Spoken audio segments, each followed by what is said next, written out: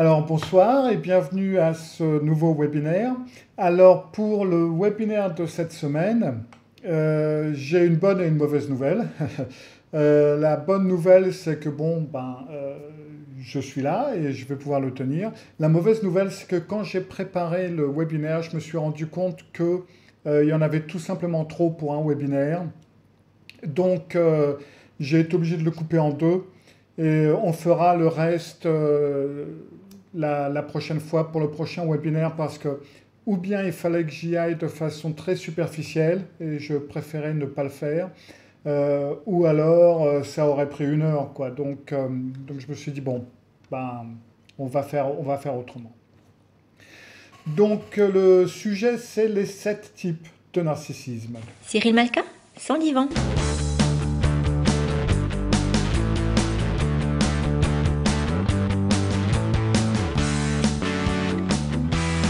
Sans divan. Cyril Malka, sans divan. Alors avant tout, je me présente pour ceux qui ne me connaîtraient pas ou qui ne me connaissent que très peu. Je m'appelle donc Cyril Malka, je suis psy cognitif et comportemental. Vous pouvez en savoir plus sur moi sur ma page internet malka.fr où il y a quelque chose qui s'appelle Où et qui est Cyril Malka. Comme ça, vous pouvez voir plein de trucs. Et puis, il y a même un calendrier si vous voulez prendre rendez-vous en plus. Une autre chose importante, avant que je commence vraiment, c'est que je suis en train de préparer un programme de guérison que je vais lancer là début octobre. Logiquement, j'aurais dû le lancer au mois de septembre, mais il y a beaucoup trop de choses à faire et je voulais avoir 2 mois d'avance sur le programme pour être à l'aise et au cas où.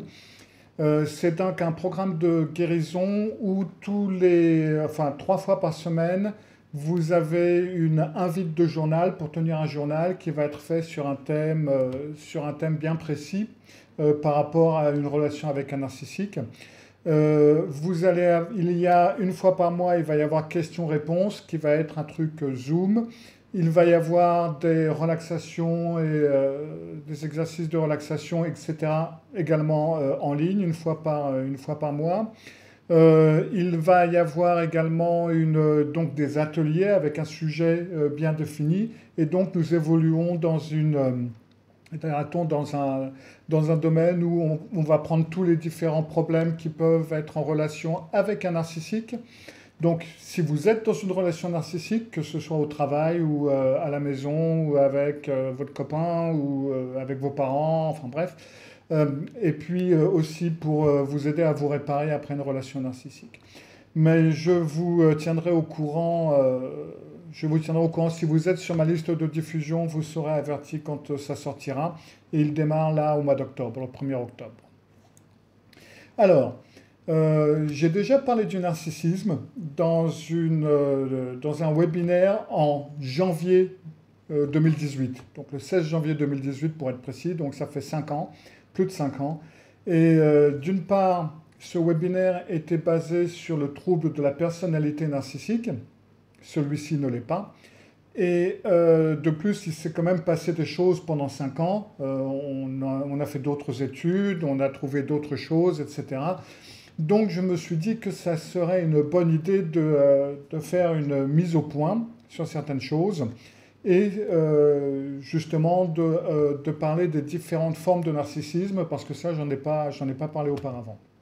Donc là, je parle du narcissisme, pas du trouble de la personnalité narcissique. C'est-à-dire que c'est un style de personnalité dont je suis en train de parler. C'est pas le trouble de la personnalité. C'est un style de personnalité qui est plutôt maladaptif.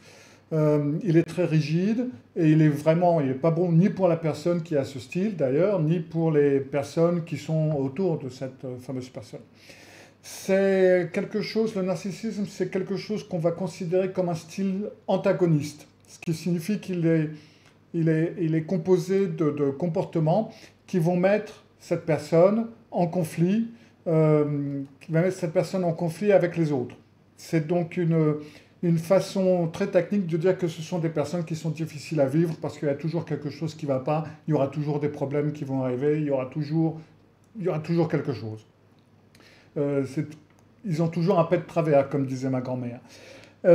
Maintenant, quand on examine la conception classique donc, de ce qu'on considère être le narcissisme, il est donc caractérisé par un manque d'empathie, ce sentiment d'avoir tous les droits, tout leur est dû, la grandiosité, l'égocentrisme, une superficialité, une recherche constante de validation, d'admiration. Ils envient d'autres personnes, ils sont envieux, ils ont besoin de contrôler les autres, enfin de contrôler les situations et les autres personnes. Et puis, vous avez aussi des personnes qui non seulement envient les autres, mais croient que les autres les envient, sont très arrogants. C'est aussi une énorme insécurité, en fin de compte.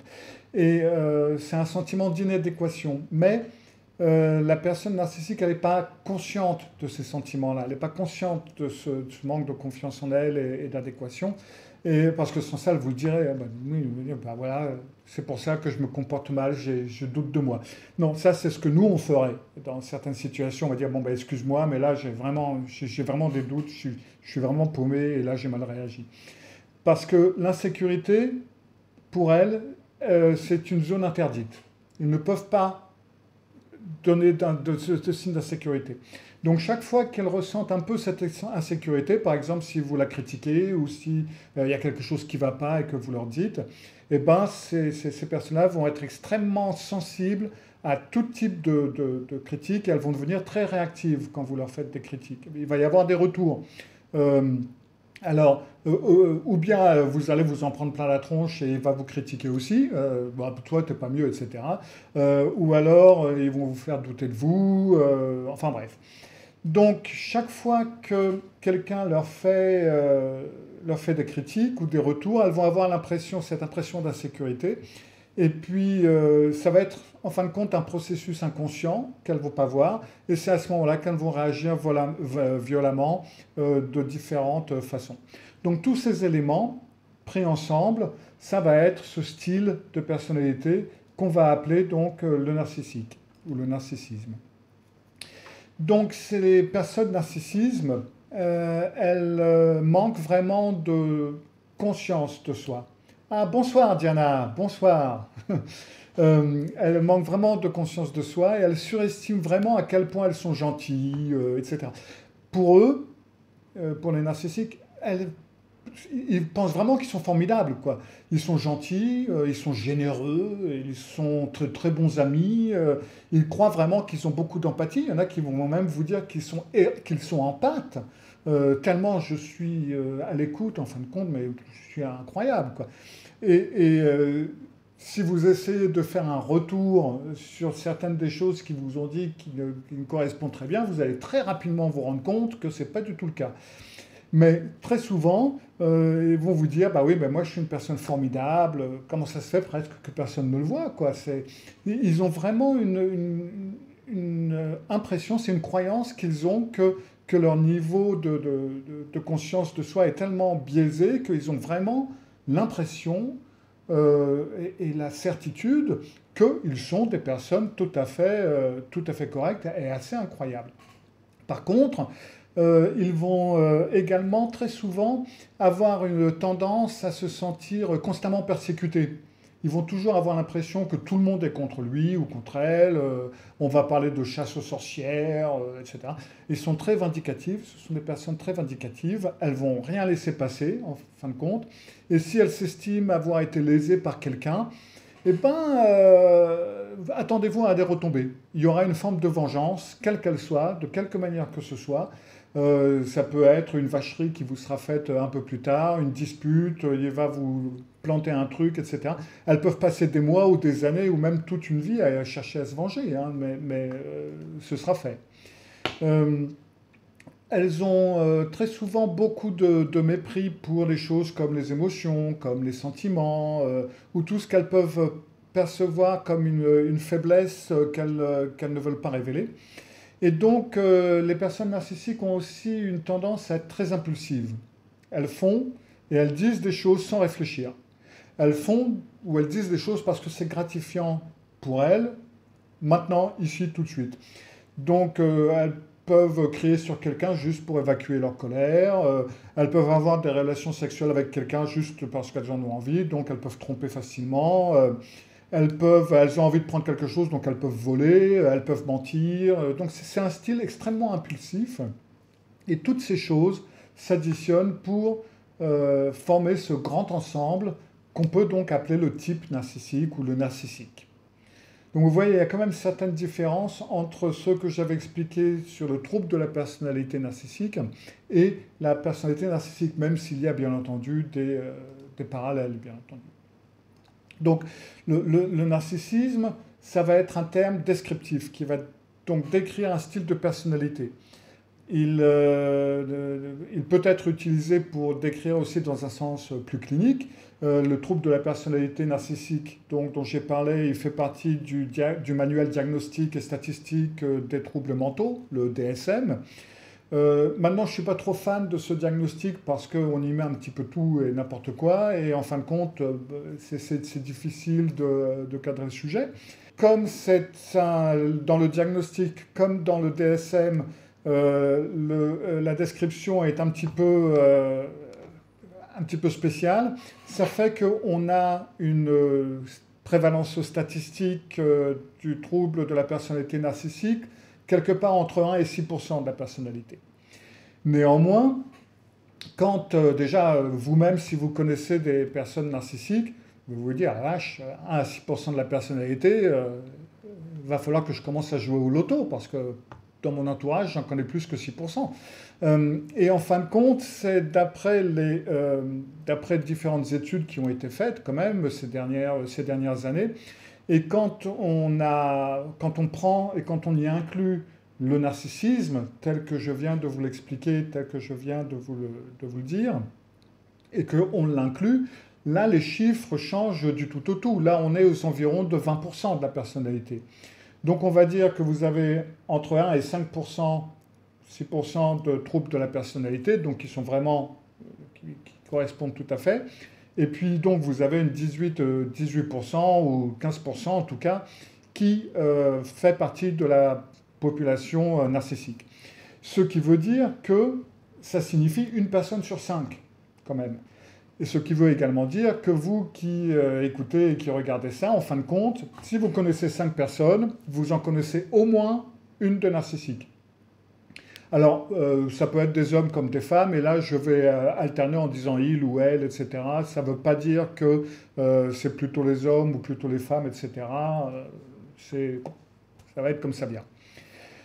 Et puis alors donc, vous allez en avoir d'autres qui vont dire, la vache, moi j'ai 5 personnes dans ma vie et tous les 5 qui sont narcissiques, ben alors ça veut dire qu'il y a une autre personne quelque part qui a 10 personnes dans ces cercles et il n'y en a aucune qui est narcissique et vous avez les siennes, quoi. Mais en gros, il faut compter qu'au moins une personne sur 5, que ce soit à votre travail, dans votre famille, dans votre entourage, au travers de vos amis, vont avoir ce style de personnalité. Une chose qui est très importante, c'est que quand on dit qu'une personne est narcissique, ça n'est pas la même chose que lorsque l'on dit qu'elle souffre du trouble de la personnalité narcissique. Ça n'est pas un diagnostic de dire qu'un tel est narcissique. C'est tout simplement comme si on pouvait dire un tel est déprimé. Ça ne veut pas dire qu'il est dépressif, mais il est déprimé. Donc vous voyez, c'est un petit peu comme ça la différence entre le narcissique et le trouble de la personnalité narcissique. De toute façon, en règle générale, surtout au travail, etc., évitez de catégoriser les gens comme narcissiques parce que ça va vous attirer des problèmes, parce que justement les gens ne font pas la différence et ça va vous mettre en position de faiblesse, donc évitez-le. Alors, les gens des personnes narcissiques, elles vont être conflictuelles, comme je l'ai déjà dit, donc elles vont très rapidement donner des problèmes. Elles ne changent pas, elles sont très rigides, elles sont antagonistes, leur comportement les met régulièrement en conflit avec les autres, elles sont vulnérables, elles se victimisent, elles se sentent en droit de tout avoir, tout leur est dû de toute façon. Elles sont très égocentriques et elles sont ce qu'on appelle dysrégulées, ce qui signifie qu'elles ne peuvent pas contrôler leurs émotions. C'est pour ça qu'elles vont exploser de colère ou de chagrin, ou etc. Elles vont faire des crises pour une raison ou pour une autre. Donc, par exemple, si vous voulez dire que votre collègue, si vous voulez vous plaindre de votre collègue à votre patron et que vous voulez lui dire qu'il est narcissique, eh ben, plutôt que de dire qu'il est narcissique et de ce fait de vous faire rembarrer, eh ben, vous pouvez lui dire que ben, voilà, vous faites une description en disant ben, vous savez, hein, machin, là, il est vraiment rigide, il a vraiment un schéma de comportement super rigide, il n'a pas l'impression de changer, il est souvent victimisé, j'ai vachement de mal avec son égocentrisme, son égoïsme constant, et puis en plus de ça, elle a vraiment du mal à contrôler son tempérament. Et ben voilà, vous venez de dire que le bonhomme, il est narcissique sans utiliser le mot, et donc on ne peut rien vous dire contre ça. Après, et donc là où est l'un des soucis, donc une des choses compliquées à propos du narcissisme, c'est donc le nombre de sous-types qui existent. Et les sous-types, ils peuvent être en fin de compte très différents les uns des autres. Et c'est ça qui veut dire que une personne qui vit une relation narcissique peut avoir l'air quand même relativement différente de la vôtre ou d'une autre. Alors, il va y avoir les éléments fondamentaux qui vont être là dans tous les cas, hein, le manque d'empathie, l'impression de croire que tout lui est dû, la grandiosité, la recherche de validation, l'insécurité, etc. La tendance à rester les mêmes. Tout ça, quelle que soit la variante du narcissique dont nous parlons, on va avoir ces éléments-là. Et entre autres, vous allez avoir l'impression d'être constamment avec un adolescent en quelque sorte, même s'il s'agit d'un adulte à part entière. Lorsqu'on arrive au niveau beaucoup plus élevé et plus grave du narcissisme, comme le narcissisme malveillant, et ben là, ça peut être extrêmement dangereux, mais ça, on y viendra, etc. Donc, la plupart d'entre nous, on va avoir rencontré les catégories intermédiaires, c'est-à-dire les personnes qui vont avoir un nombre décent de bonjours, disons qu'ils vont avoir suffisamment de bonjours pour avoir un côté positif, un côté où on se dit quand même ils sont sympas, où il est gentil, il est amusant, il est intelligent, etc. Et puis, ils vont changer de masque, et puis ils vont avoir des moments où ils sont absolument horribles, ils vont enlever le masque, on va dire ok, ça y est, maintenant je le quitte, ou je me barre, ou je le vire, mais ça y est, c'est fini. Et puis le lendemain, il a remis le masque en place, et en fin de compte, on se dit ah ben non, il est gentil, il m'aime, et puis bref, pof, et puis comme ça, on a des hauts et des bas, etc. Donc ça, vous avez ces signes dans la plupart des relations narcissiques. Et puis, donc ça va être avec une intensité plus ou moins grande, dépendamment, dira-t-on, de la force du narcissisme. Alors, voici ici la liste donc, des 7 types de narcissisme. Et là, j'en vois déjà une ou deux qui se disent, tiens, ben, c'est marrant, il a craqué son slip, le père Malka, parce que là, il dit il y a 7 sous-types, mais là, moi, j'en vois 8.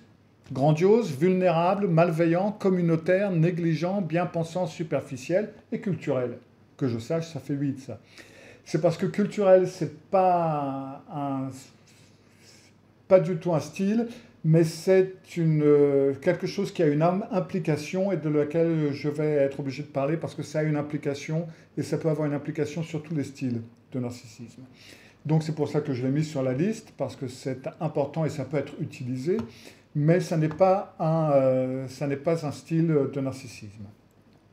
Donc, traditionnellement, notre conception du narcissisme, c'est généralement, dirait-on, celle qui est proche du narcissisme grandiose, c'est-à-dire, ben, je suis plus grand que la vie, regarde-moi, je suis génial, je suis spécial, bla bla bla bla bla bla.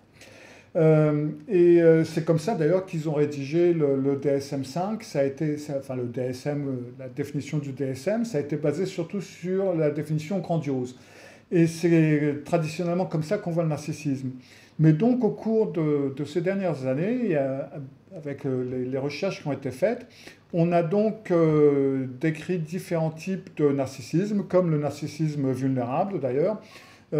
Et ce narcissisme, en fin de compte, même s'il n'est pas décrit dans le DSM, eh ben, beaucoup d'entre nous vont l'avoir rencontré, en fin de compte. Comme je vous l'ai dit, comme le webinaire risque de prendre trop de temps, je vais le couper en deux. Et c'est-à-dire qu'aujourd'hui, nous allons voir le narcissisme grandiose et le narcissisme vulnérable. Et le reste, on va le prendre donc la prochaine fois pour le prochain webinaire. Donc, on va commencer par le narcissique grandiose. Ah, le narcissique grandiose. Alors lui, c'est la Rolls-Royce du narcissisme. C'est le pur narcissiste tel qu'on l'a toujours imaginé. Quoi. Boum. Je dis la Rolls-Royce parce qu'en fin de compte, ma voiture préférée, c'est la Lamborghini, mais j'aime trop la voiture pour la donner à un narcissique. Donc. Le narcisse, me dit Laurence, je suis populaire, tout le monde me veut, j'y peux rien, tout le monde m'aime, je suis bienveillant et je suis le roi du dance floor. Voilà, exactement, exactement. Et ça, en fin de compte, vous pouvez presque le mettre comme définition. Pour la plupart des narcissiques, on va tous en reconnaître au moins un. Au moins un. Je suis prêt à parier.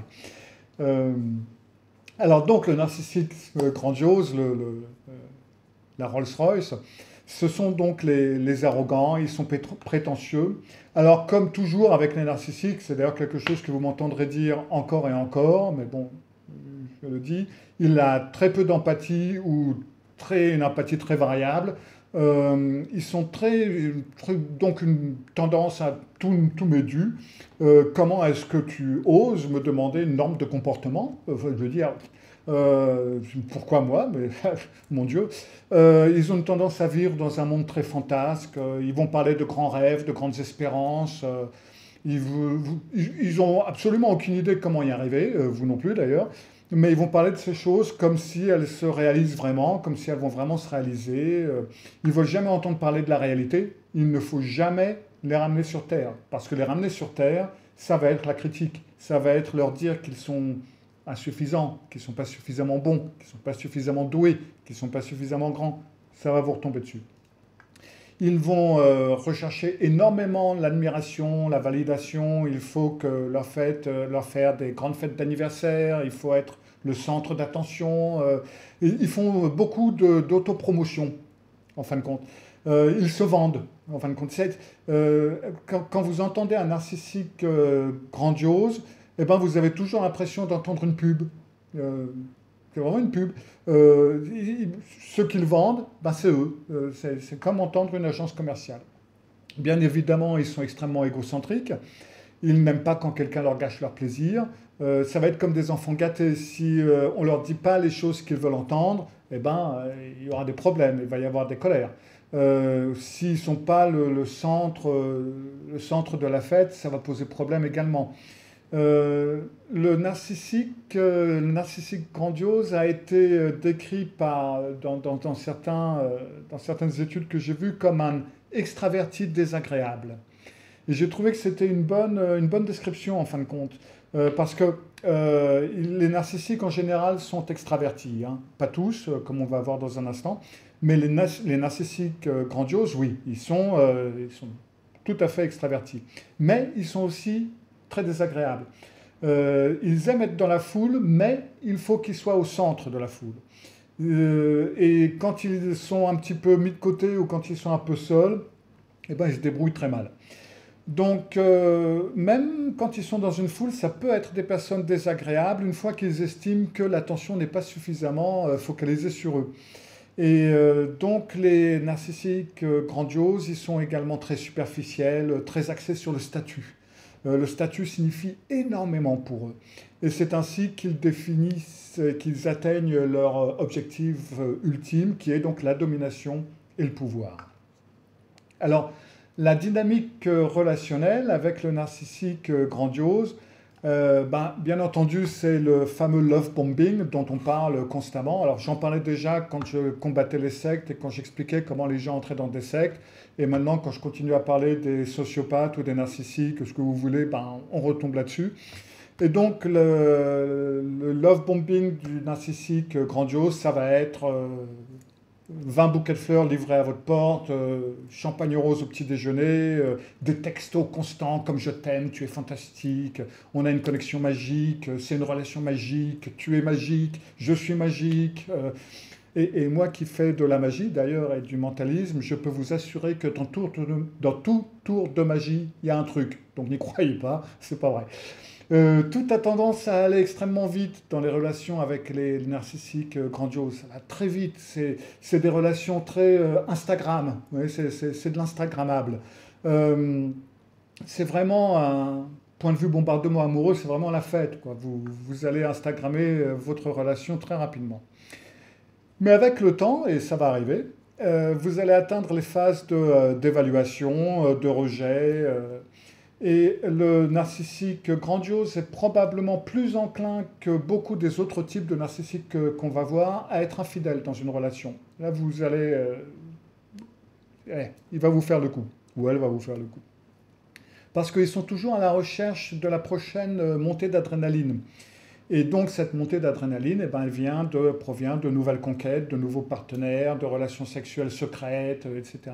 Parce que tout ça, ça contribue vraiment à renforcer leurs besoins d'admiration, leurs besoins de validation, etc.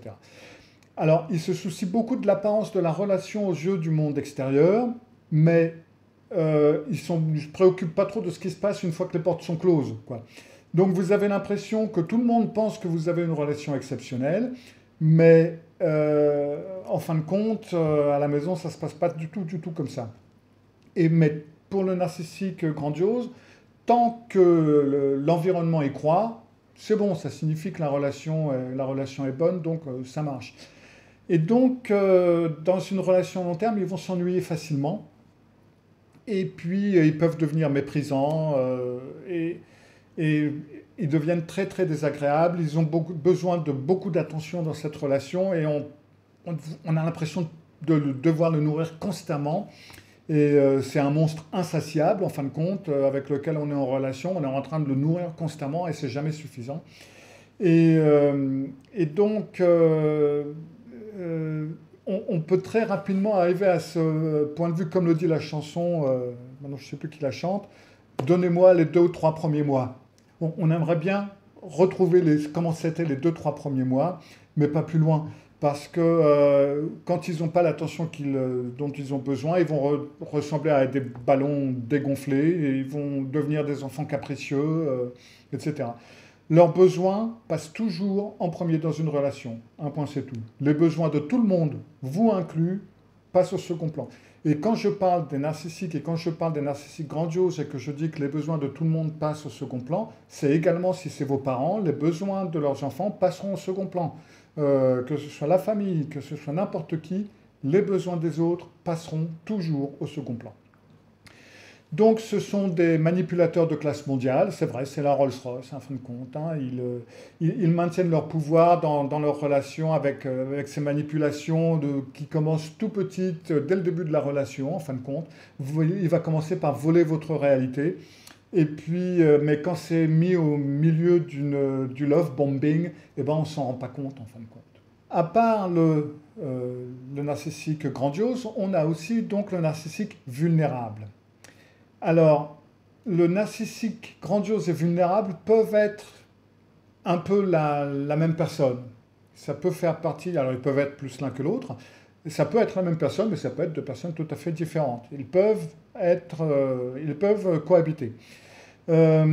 Et tout comme la Rolls-Royce, et ben les narcissiques vulnérables, ben eux aussi, ils ont un manque d'empathie. Mais leur manque d'empathie, il est misérable. C'est-à-dire qu'ils sont tellement perdus dans leur propre misère qu'ils ne peuvent pas remarquer ce qui arrive à quelqu'un d'autre. Et de toute façon, ce qui leur arrive à eux est toujours bien pire que ce qui peut arriver à n'importe qui d'autre, de toute façon. Donc ils ont une espèce d'arrogance très morose, un petit peu. Oh là là, pourquoi tu veux que j'écoute le père Malka parler là? Ça fait 20 ans que je connais tout ça. Moi, j'ai appris tout ça il y a 20 ans. C'est une perte de temps. Je ne vais pas écouter quelqu'un qui dit des choses que je connais déjà. C'est vraiment, bof, ouais, mais ça vaut pas la peine. Bof, je sais déjà. Donc, vous voyez, c'est vraiment un narcissisme du genre, rien ne m'intéresse, quoi.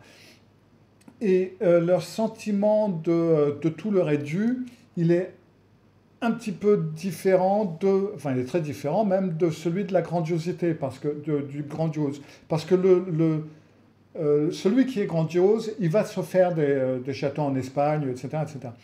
Que le narcissique vulnérable, lui, il va plutôt vous parler de réalisations qu'il n'a pas pu atteindre et des espoirs non réalisés. Ça va être un truc du genre, bah oui, mais si j'avais eu ce poste, eh ben, les choses se seraient passées différemment. Si quelqu'un m'avait donné ça, j'aurais dû avoir ça, mais personne ne me l'a donné parce que ça, j'en avais le droit, mais c'est un coup monté. Leur grandiosité, ça concerne des choses qui n'ont pas été réalisées. Si j'avais eu cette opportunité, c'est moi qui aurais été PDG. Moi, j'aurais dû être à la place de ce mec-là. J'étais le meilleur dans ce domaine. Donc, leur grandiosité, c'est pas à quel point ils sont incroyables, mais c'est à quel point ils auraient été incroyables si leur plan n'avait pas été contrecarré par quelque chose d'autre, quelqu'un, etc., etc. Et gare à vous si c'est vous qui êtes la personne qui s'est mise en travers d'après eux. Donc, ils sont, pour eux, ils ont plutôt une tendance à tout rater, en quelque sorte, et donc à être envieuses également. Ce sont des narcissiques très moroses, très acerbes. Si vous socialisez avec un narcissique vulnérable, vous allez constater que ça va être le genre de personne qui va se mettre un petit peu de côté quand il y a une fête, etc. Elle va se mettre de côté, elle ne va pas s'intéresser aux autres, elle va s'occuper des autres. Ils vont être sembler irritables, irrités, il y a toujours quelque chose qui ne va pas. Ils vont avoir une tendance dépressive. Et d'ailleurs, beaucoup de gens considèrent les personnes narcissiques vulnérables comme dépressives plutôt que comme narcissiques, parce qu'elles peuvent avoir l'air déprimées. En gros, les narcissiques grandioses peuvent avoir des périodes vulnérables.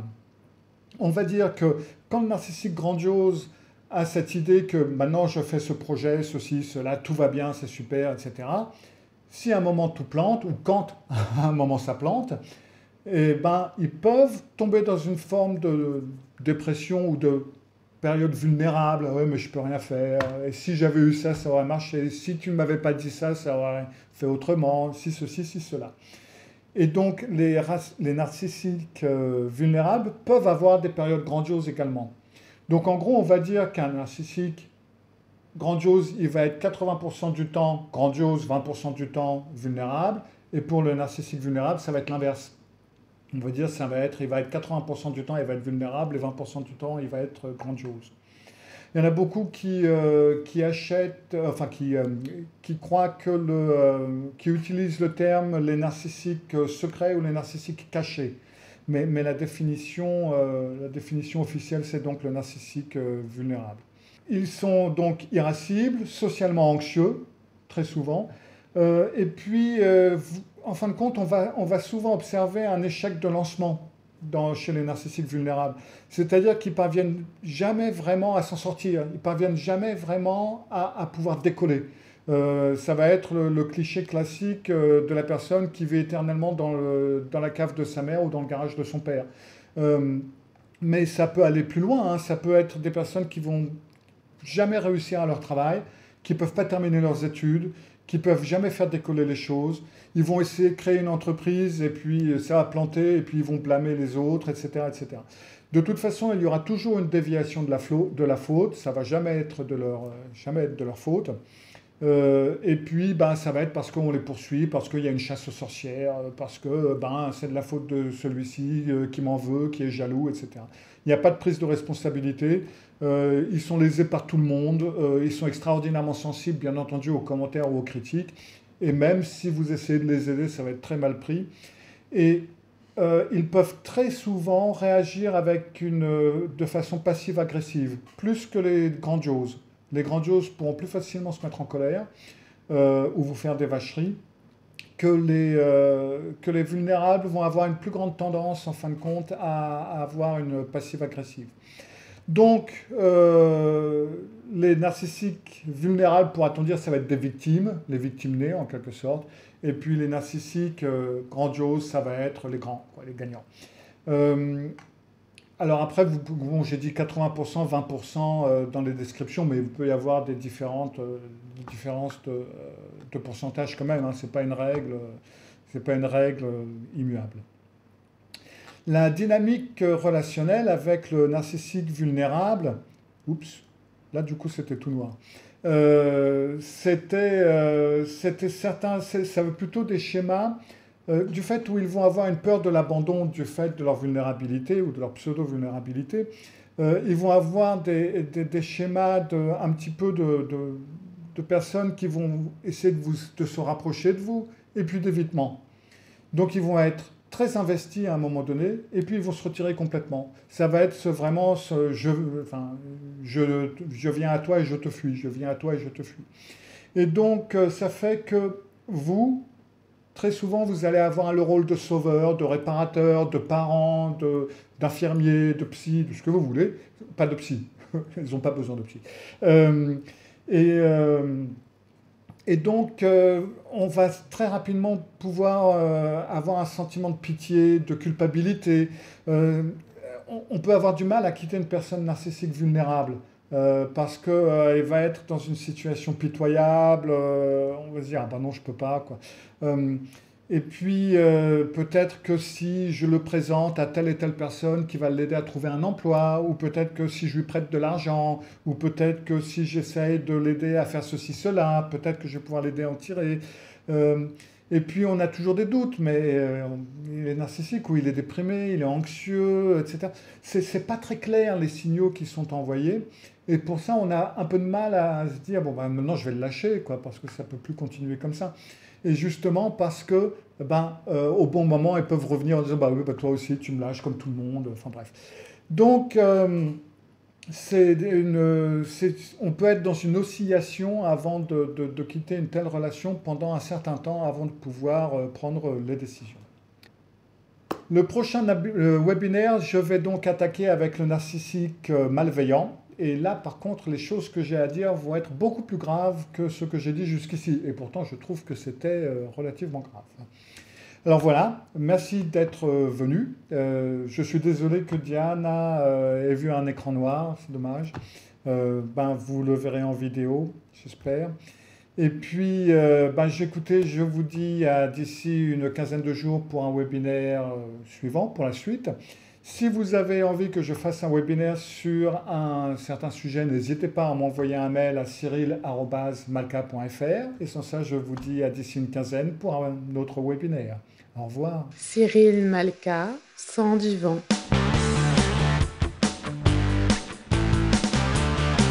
Sang du vent.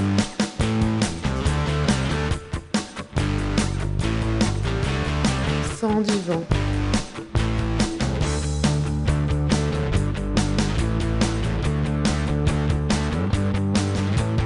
Cyril Malka. Cyril Malka, Sang du vent.